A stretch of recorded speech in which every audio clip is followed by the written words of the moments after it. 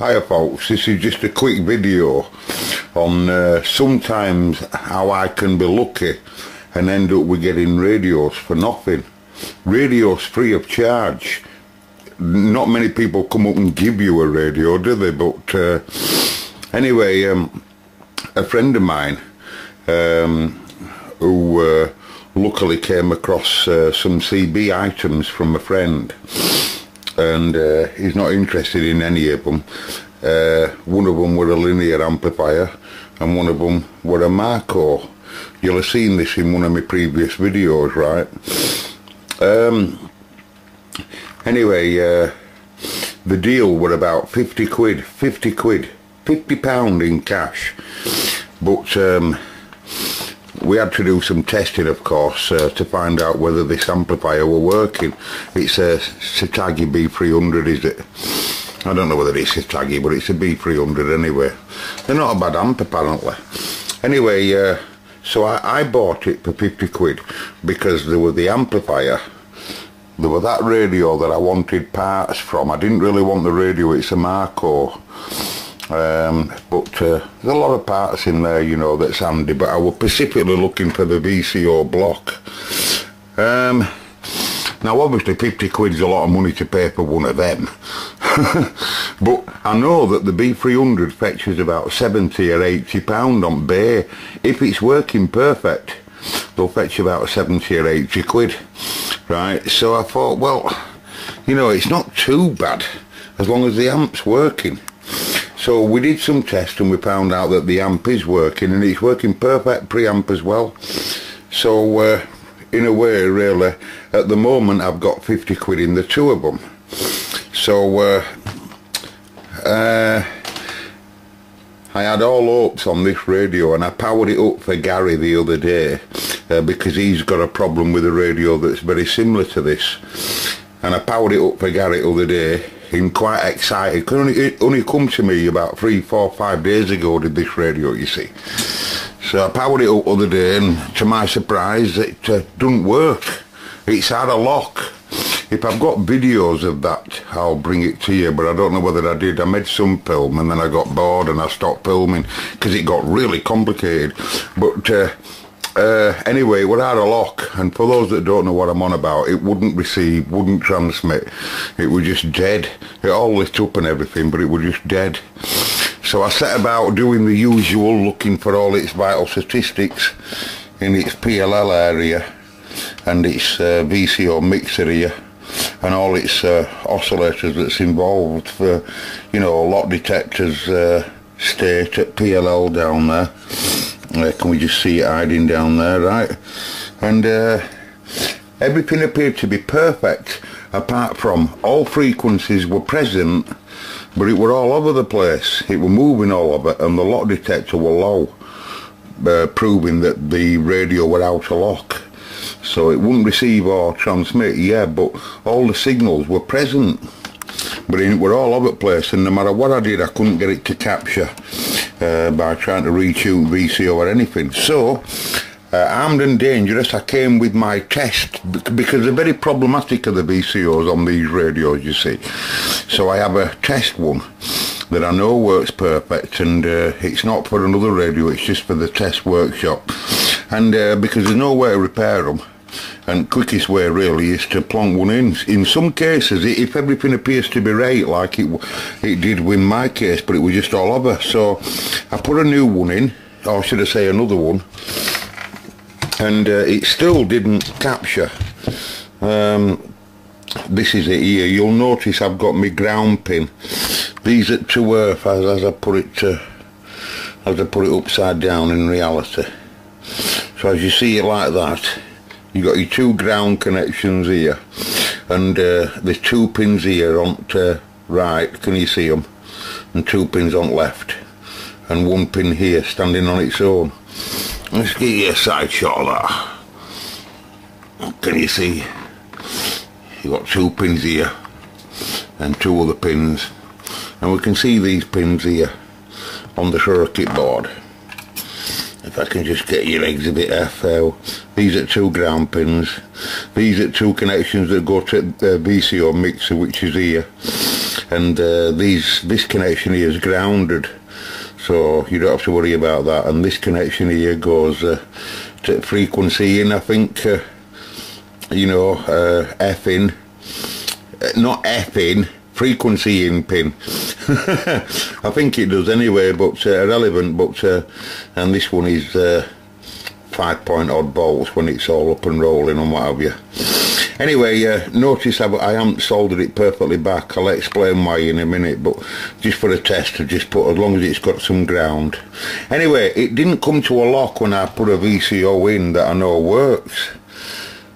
I was surprised at that. Anyway, I know that the VCO block works, so then I went and did some more investigation, and I could see everything were right at VCO mixer and everything were right at PLL. So I decided to plumb for both. I decided to pull the PLL out and also the VCO mixer at the same time. And these are the guys here. And anyway, as soon as I did that, the radio then immediately woke up alive. Right? And is behaving perfectly. It won't at first. It wanted some issues sorting, which I'll go into a bit later. But it's still not perfect. But it's working. It's working. And what I'm going to do now is I'm just going to whip this block back out. This is my test block, and I'm going to put its original. That is its original, you see. So I'd still like to know whether I did originally get it for that. So I'd like to now put that VCO back in, and then I'm also going to be testing another couple of VCO blocks while it's here. I'm just going to test a couple of them. I've got a few of them, you know, well, not so many, but enough that all the radios require at this time. So I'm going to give them a quick test.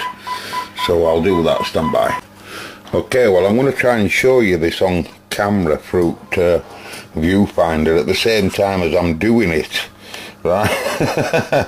Hey, now then, you know, you can see hot flux residue that I've left there. Not worried about none of that just yet, and I've just removed all the solder from all the pins, and with plenty of flux on purpose. And then I'm going to come along then with just a driver of some description here, right? And I'm just going to push the two earths down, making sure that all the other pins are coming out at the same time, right? I find that's the easiest way. That it's obviously just dropped off at the other side, but that's the easiest way. Now I'll clean board up, and then we'll have his new one back in. Okay, you can just see a little scratch I've made there on the on that pin there. I didn't make that today. I made that when I very first changed the VCO at the very first beginning of it. But that's easily done, that, you know, it's easily done scratching them. It's no big deal, I know, but it's easily done.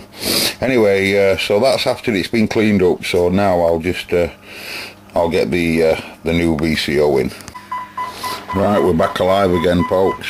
I forgot to mention that this loop oscillator board here, it's best to get that out of the way by just unscrewing it, you know, because you know, getting down there, this coaxial cable takes 10-240 away into receiver, and he's quite short, you know, so you've got to get him right out of the way before you can get him out. Now, when I turn it round, you'll notice that this, you see this plate here, it's a screening plate, goes all the way across, like, you know, because this front panel's dealing with all the signals, so this is just like a screening plate to protect the VCO. There's one going horizontally and vertically, look, if you look. But the VCO is right tight in there, so I like tuck it down and then let it drop down, and because it's so tight at square, you know, it finds its place. That's how I do them anyway. And then now in that case, you see, that was me test VCO, you see. That only lives in my toolbox up there, you know, in one of them up there, and it's simply for that reason. And then it anyway, so that's its original VCO in its original position. So, and I've tested TX, it's working like again. Now notice that these two ground connections, this one and this one, I always leave that one off simply because it's soldered directly to that plate. They both come through at the same time, you know. There's another connection per plate, there's another one, you know, and another one here. And there can be a bloody spine to separate them. Can you see them there? Look, that's earth at VCO and earth at plate at top. So and it'll work perfect just soldering one, because I'm going to be putting a few more in, you see, to test a few, you know, while I'm here. But just one little mark there I've made there when I first got it out. But anyway, I've got me my looping and got my PLL mixer rolling, and it seems to be working. And also I noticed someone had done some wiring on this, as I mentioned in other video, and it's a pull down. It's for knocking it down for UK FM, knocking I-band. That's what they're doing. They've connected it to I-band crystal, and they're pulling it down whatever's required for 125 FM, you know. And it works, and also if you notice, one at Crystals is a bit shinier than others. These two are shiny, they're originals, and this one's been changed because they've made it go mid-high and super-high. It goes mid-high and super-high, but there's no alphas, of course. But anyway, it appears to be working, folks. So and I've got lids for this, of course. I've got the lids for it, so we have to find a channel selector knob for it. I'll have to put a different one on than that. And I've given it some test on test set there, and it appears to be alright. It's a little bit deaf on AM, but and it's a bit out of frequency here and there, you know. Carrier balance is a bit adrift, but it's had some aggro in its days. All these screws here that hold up PA stripping, they're all wrong, are these. And when I first got it working, I took it into other room to give it a proper test on aerial, and it broke down straight away within minutes. I'm not joking, it broke down. And I wonder whether this is all to do with your problem, Gary. I know you said to me that the TX strips got out voltages right, but a common problem on this model is dry poor connections on its regulator here. This is its carrier regulator here. And this supplies out collector supplies and TX bias, I believe, as well. When it's, I mightn't be wrong about the TX bias, but it definitely delivers the collector supply to TX strip here. And in this case, this regulator, it were breaking down, it were collapsing, you know, as soon as I were getting it to do any work. And it's a common problem that all the track is damaged in that area. You often see it, and when I got to it here, it were really damaged. I haven't cleaned it up yet, but it were really, this is where 3 pins come through, and it were really damaged, as they commonly are. If I show you another scrapper, they're always like that in this area. That's why I'll have scrapped that radio, because it were like that. Can I show them another one? Oh no, that's a 5.9 Cox. No, you don't want to look at that. Yeah, your one.